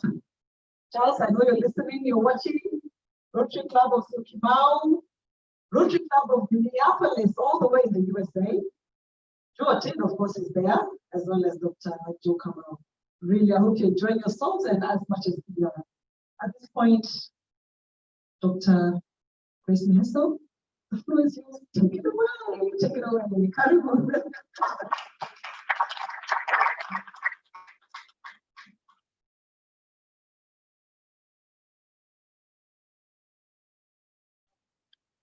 For sure, I cannot say it's not there. How do I speak after such an elaborate, fantastic guest speaker, and after Patrick, our DG, who I've heard you speak this so many times, but I can hear it again and again, because every time there's a twist you bring in, something more to learn. But we shall follow protocol, or is it how we've always done things? President-elect must make her speech, so I'll make my speech, my installation speech. So, to the DG, Patrick Obak, to AG, Jane Kaguta, AGE, Agiti Ogada, to all who are Rotarians who are watching this virtually, all the PEs who were together in class, this is our time, to all district officials, to all friends and family of Rotary, to my family who are logged in from within Kenya, and actually a number of them are out of the country, all protocols observed. I'd first like to thank all members of the Rotary Club of Lavington for bestowing in me this great honor to be your next year's Club President. I am ready to take up this challenge and to lead you to greater heights and impact in the community and truly maintain our status as the most vibrant club in this 2012. My story with Rotary begins a long time ago. Many years ago, I interacted in meetings with past presidents of Nairobi Club, Haminda Lote, who was then the national chair of the polio response. And at that time, I was managing a polio program in UNICEF, and he invited me to join Rotary. And I gave all the excuses not to join. What exactly is it? I'm too busy. I can't commit myself for a week. I had many excuses. Many years later, DJ Jotin, who I've known since childhood. And even then, I can assure you something about DJ Jotin. He has a great sense of humor then. I mean, I've known him when he was this tiny. He had presence. He could speak so well. He could sing even then. But what I remember most about Joe, they had so many dogs in their compound. When we'd get there, we would not get out until he managed them somehow. So I remember Joe very well. But Joe invited me to join Nairobi Lavington. But the problem is they meet at lunchtime. So it was just impossible, just not feasible to drive from one end of town to make it for a 1-hour meeting and drive back and still be employed. But he did tell me about this meeting that would be, that many people have requested for a meeting to be chartered in the evening where most of us will be able to join. So I said, look, when it happens, let me know. And then I'm in this parents meeting with Betty. Our kids went to the same school at that time. And she told me, great, come join us. There's this Rotary meeting, that's information. And I go to this meeting and I find out it's actually Lavington Journey information. And this is actually the club that Joe had invited me to. And I joined it. So what does it say? I joined Rotary. That's what I did also. It was the right time. Timing was everything. I was ready. I was ready to be a member. All the excuses I'd initially given before, I had no time, too busy, can't commit. Things didn't matter anymore. I was ready at that time. And to my joy, I find myself actually a charter member. I think as Betty always tells us, charter president, being a charter member is something very proud, to be very proud of. So all charter members in the house, oh, yay. So, of course, it also came in timely because then I was able, with my experiences that I've had in programming, in health, to bring it to actually what we're doing, what the core business of Rotary is. And really was the time to give back to the community all the blessings that I have gotten, over my years, and to build a new fellowship of people who I can really bond with and join and go over. And of course, Rotary was the best place to be just because of the structures that it had. So we've come a long way these past 2 years to become the most vibrant club, thanks to the able leadership of Charter President Betty Bingo and the outgoing President Moses Kiboy. Without a doubt, their leadership has been invaluable in bringing up the newly chartered baby club to now almost 3-year-old toddler club. We can walk, talk, run, right? We have so much potential. As I take up the PE role, they have both mentored me and guided me to what I am today. And of course, I'll also give credit to AG Kachuga, who has mentored me throughout. Just this week, I actually attended an onboarding Zoom call that she had. And so I know that as I'm becoming your club president, they have my back. So I am actually happy to be where I am. So moving forward, COVID-19 has brought us unprecedented times that has needed extraordinary response from each and every one of us, personally, as a country, and as Rotary. It is not and cannot be business as usual. COVID-19 will be with us for a while, and most probably throughout my tenure as club president. But my board members and I will embrace the challenge that this has brought us. I'll quote Dalai Lama when he says, "It is under great adversity that there exists the greatest potential for doing good, both for oneself and others." COVID-19 has brought us adversity, but we will rise like the phoenix from the ashes to reach for the sky and to be unlimited. Our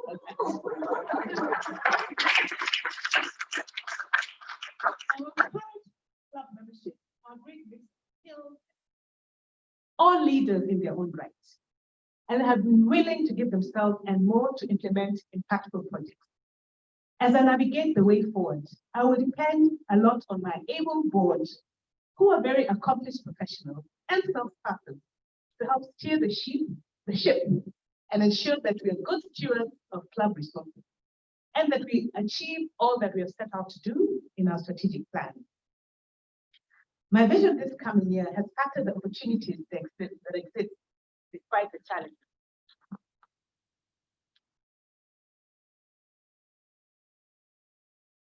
And this is now like, I'm a good student.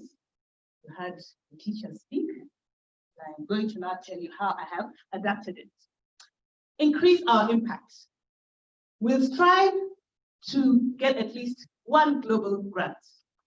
Or don't you think we should be bold and say two? Two, right? And it is something we have been preparing for this past year. I will thank the district leadership for the training on club stewardship, governance. Even this morning, we're attending a meeting. This is just to prime us to apply for this grant. We are qualified. Do we have any excuse not to go forward for a grant? So that is something we have committed here. We want to strengthen partnerships with other clubs. As DG Obat has mentioned and encouraged us in the many meetings we've had, we have to think big impact. Why do we have to reinvent the wheel when the wheel is there and it works? But we can make that wheel that is working work faster and bigger. So it gives us the opportunity to be bold, to speak out, to leverage from and catalyze what is already being done. I've been in discussions with other PEs actually, and everybody's really interested in this partnering. So we'll see what opportunities there are to do some joint fundraising, to just do some innovative stuff that we can have a big impact in the community. We also want to strengthen partnerships with the private sector and build sustainable models that will withstand the test of time. We'll strengthen our giving. We achieved much last year. We had 6 PHFs.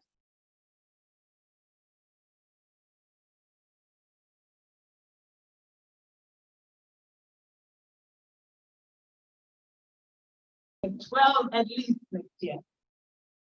But this will also recognize that club members have always given themselves above board. Anytime we've said, let's raise money, let's have a project, people give from the heart and beyond. So we'll continue with that. And of course, every year, every return, every year, that we've got, right?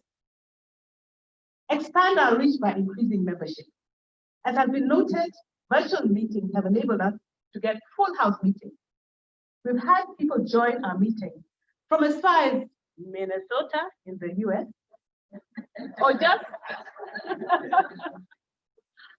that neighbor, in that block next door, who always has excuses. Oh, I can't, oh, I'm busy. But now they're attending our meeting. So we have that opportunity. During the first year, we are one of the few clubs that met 50% growth. We're one of the few. So I think we should challenge ourselves to now double that, reach another 50% next year. So that would definitely be an objective. We will charter a Rotary Club. We've talked about it. We will charter a Rotary Club and tap into the youth, our greatest resource. We have a new generation director.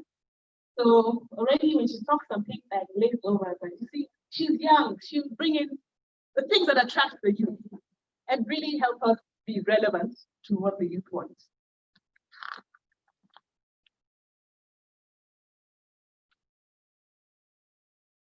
So what we have been as a club, what has been our greatest strength as a club is our sense of community and family.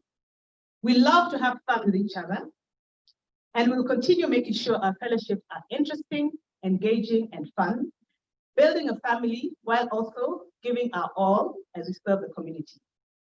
There is work ahead of us, and I'm energized by knowing that I have the greatest asset of all, my formidable team, who are the members of RC Lavington Journey, who together will be unlimited as we open opportunities. And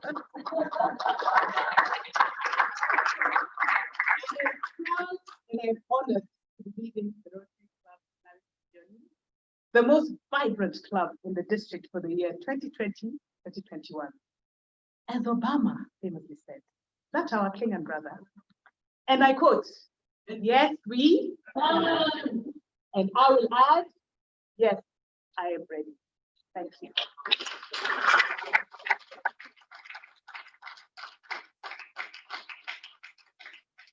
Ladies and gentlemen, I give to you our President, Rotarian Dr. Grace Miheso.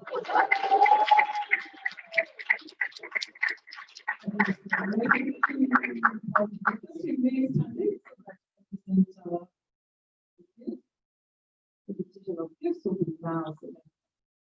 Thank you for standing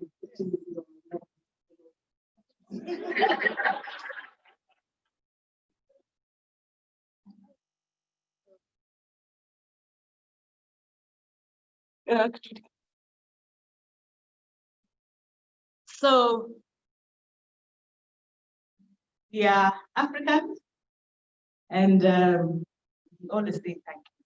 And how we say thank you is giving a gift to show our respect and our appreciation for the leaders, the trailblazers, the people who we look up to in our community.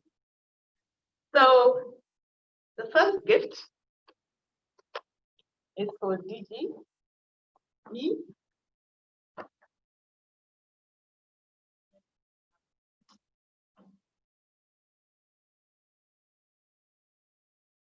You know there's baridi right now.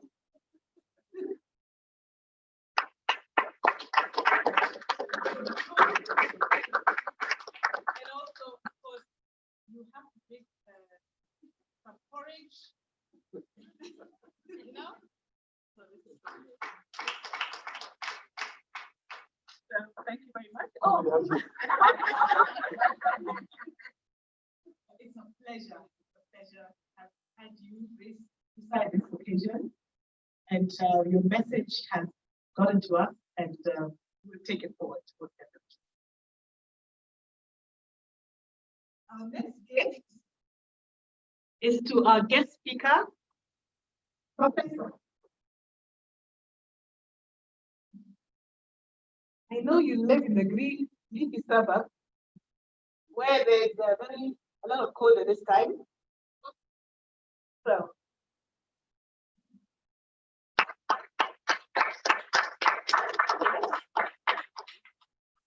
you also get a bottle.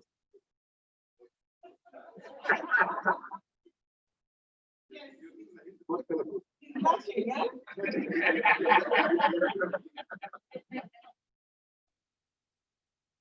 And of course, we cannot forget AG, J, Pachuca. You have been with us all through the year.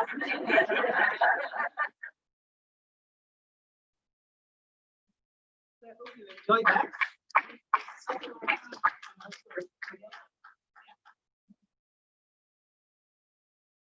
We hope, oh yes. Please enjoy. And of course, like we had the introductions today and the descriptions, we've been told that President Musa, Moses, Prezo. But then he allowed me to call him whatever time.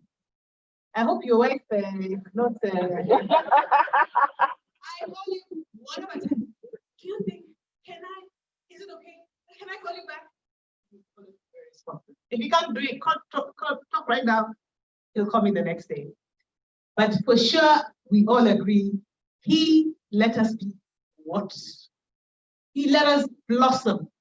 He let us be innovative. He let us be creative, while also providing that vision. So, President.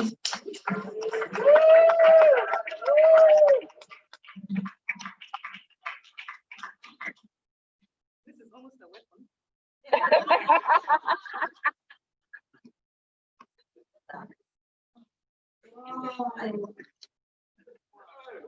Hey, ish. Yeah.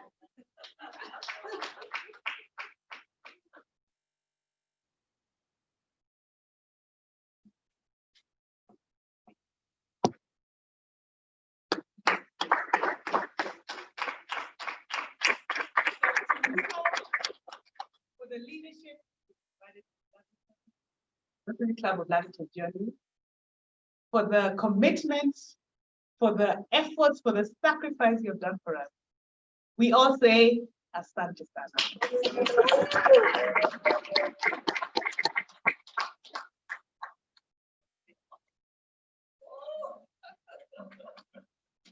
Thank you. Thank you very much for that question. Just for Unitarian duty, I think the salad and pull together. Thank you so much, Rotarians and Rotarians and all our guests. This is the moment to record with. This is the moment we highlight all our, the whole program with good things. You are going to cut a cake, and not in any culture, and especially African culture. We always say it is not done until it is all done with the cake. It's a good thing. So you're going to have some sweet thing coming over, and we'll ask our newly elected president or installed president, Dr. Miheso, to stand up. You're going to cut the cake with everyone else, just to celebrate the good moments and celebrate our achievements as a club. And as we open up the cake, as we remove the cake from the box itself, looks very nice. I think this is going to make the day a great day for us as we finish up. So, Prezo, our new Prezo, kindly come over and all our guests so that we are able to cut the cake surrounding the table. And our AG.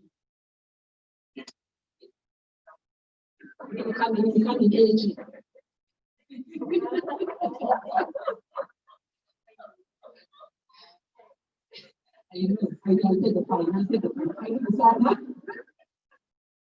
Yeah, so let's have the cake. In the middle, yeah. Yes. Okay. I've never had a wedding. Maybe this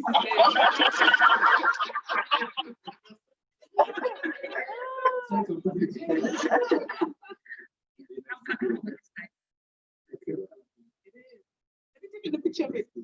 Yes. So I think I'll also request all the members to stand up, just to give it some meaning as we commune together to celebrate this moment. President Bruce Miheso, you have the pleasure to cut the cake now. Cut.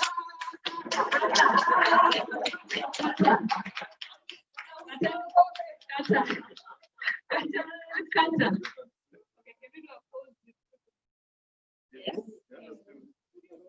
You can just bring all our hands together like this. Yes.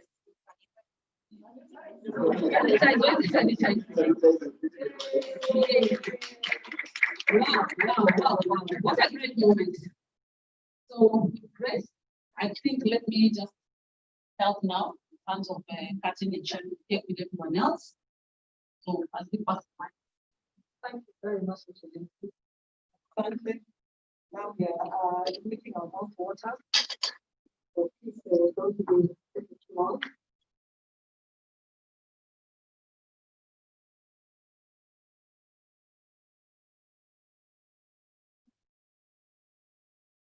So, those who are watching us from the comfort of your homes, have just had the highlight of the events. The president has taken over, has been installed. President Kibori was too fast to hand over. President Chris was excited. It's been a really wonderful afternoon. Really, really wonderful. So, any reactions of those with us here on the ground are welcome, specifically to Professor and also to our DG. It's now we can listen to reactions. Not questions, reactions. It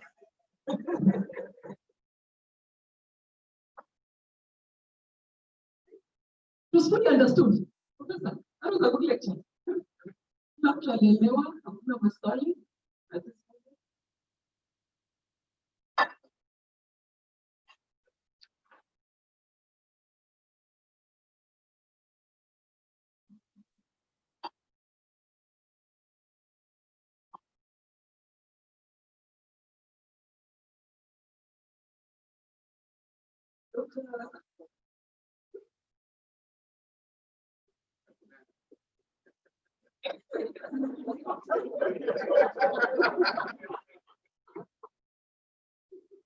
Okay, in the interest of time, as we wait for Judy to assist us with some writings, we shall invite our presidential nominee, Mr. Michael Onari, to give a round of applause. Thank you. Karibu sana.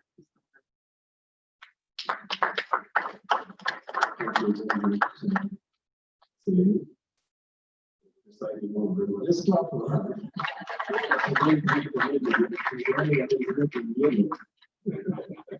Thank you, everyone. Between now and the departure, the vote of thanks and the cake, of course. So give it full attention, otherwise you miss out on the cake. First and foremost, Prof, thank you very much.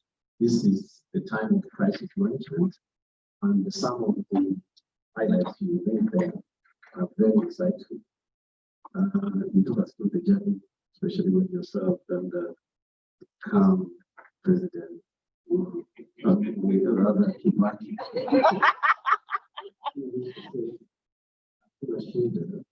Just calm down and the crisis will be over. But I picked a few things which really resonate particularly for us, that as a team during this time of crisis, and even without any crisis, plan well. And the achievement all of it came to be what they were because of what planning. She decided to ask the project director to come back again because of good planning. And our joy, we hope that they don't let us down. Come back to ask us whether we understood what we meant.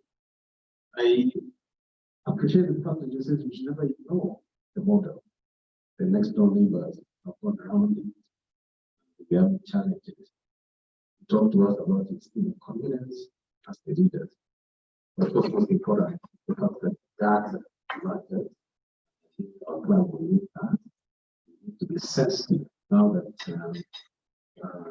DG said that we need to grow our membership by over 50%. That confidence is needed. This was very, very big demand. So thank you for that. And I can go on as long, but that's what I really picked. And we greatly appreciate your coming to the most vibrant club. So we hope that you'll be back again to talk to us. So let's thank this club for let me go to the lineup. Wish to thank Joe Tim, who noticed was lovely. He's always been very supportive for our GEG, for always inspiring us. He asked us to elevate the game.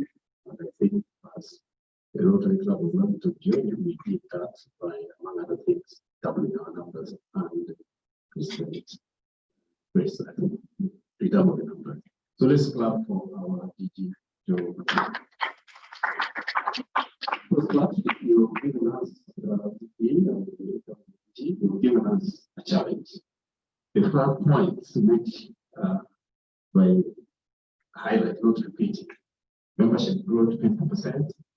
I think President Grace assured you, and we can assure you that we'll be behind that, and we'll do that. We'll work around the 6 models, making sure that if there's too much traffic, we can be able to attend. With that, before and those were the results. The second part of the project is about strategic planning. She's been very passionate, and we don't see that we know how many sensors days at night.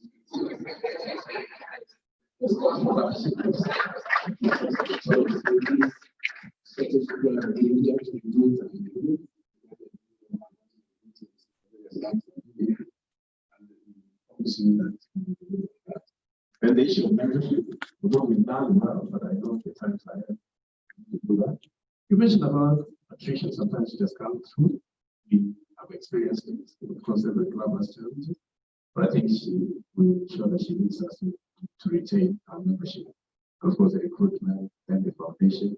We are very passionate about foundation. She's been telling us that we are qualified and we must apply. Again, this anchor for that. We should clap for our president. Thank you so much. And Jen, thank you. You're going to be on our side.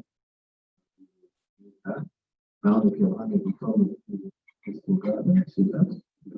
There you go, Madam, welcome. No, it's not to be on the right side. I don't punish me. Please welcome. Immediate past president, although not yet. First, but you know, 1 week. Our president wants us to go for 1 week more. Thank you so much. President, incoming President Grace highlighted how you supported the club, and we appreciate that. This also club for. Thank you, Chapter President. So that's a large man. I'm a chapter president, you're a chapter president, right? This club for her, she's really lastly, of course, Dr. Miheso, here you are. It's your day, it's your time. But you said it all. Let's just give a round of applause. I'm turning to those who are online. Very many clubs. We had, of course, good club of my good friend from Minneapolis. We had Nairobi East. We had our other club, RC Mombasa, Yokimau. We had Nairobi East, yes, Embu, and many others. Thank you for loving me. And I think without that kind of ownership, we wouldn't have at this occasion. So thank you all, and let us enjoy. Thank you very much. Thank you. Thank you very much. We're here to close our wonderful afternoon.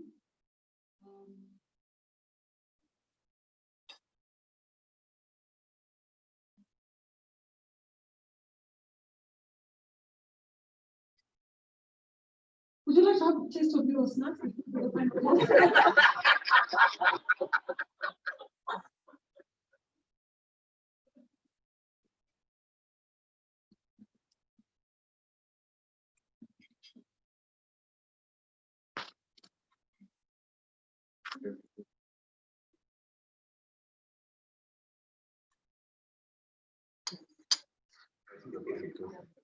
I'd like to invite our president, Dr. Miheso, to come and do the final toast. Thank you very much for your presence, for your patience, for your support.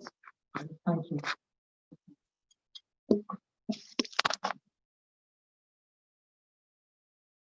This is virtual. We have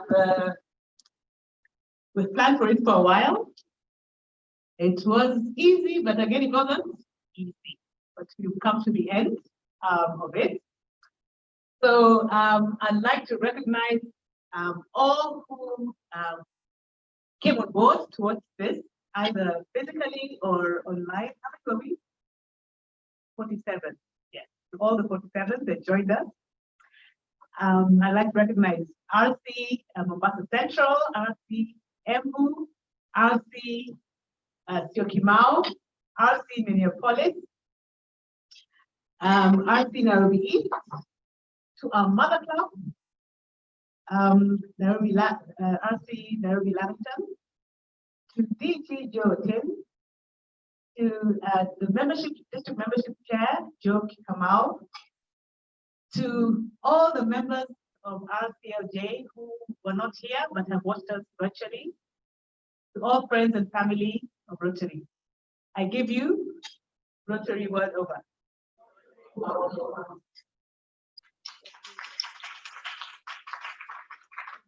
you and all. Enjoy your evening. Enjoy your weekend.